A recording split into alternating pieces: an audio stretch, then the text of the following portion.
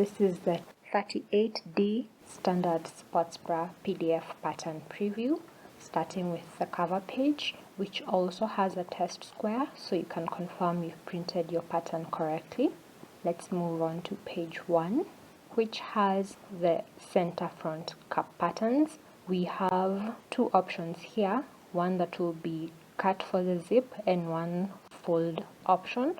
This is so you can make a pull-on style sports bra or a zip front sports bra. On page 2 we have the decorative center front pieces, which are optional, one shoulder strap, another shoulder strap, as well as part of the adjustable Velcro strap option. Onto page 3 we have the right outer cup pattern, which also has a frame.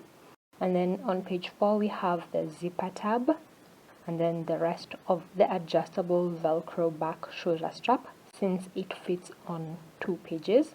On page 5 and on page 6 we have the regular U-back band, since it occupies 2 pages. I've also included a cutting checklist and a sewing steps PDF so that you have a guide when you're working on your sports bra. Check out the pattern, it's absolutely free. It will be linked in the description box below.